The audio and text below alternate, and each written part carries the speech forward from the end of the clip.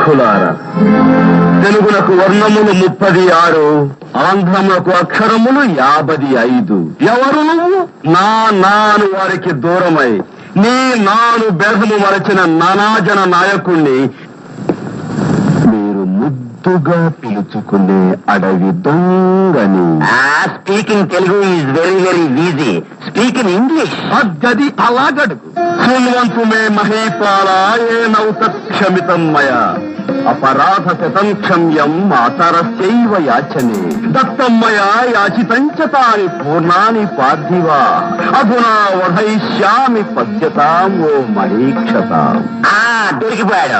అది వాడు అసలు భాష, అడవి భాష. ఇది అడవి భాష కాదురా దత్తమ్మ, దేవ భాష, సంస్కృతం.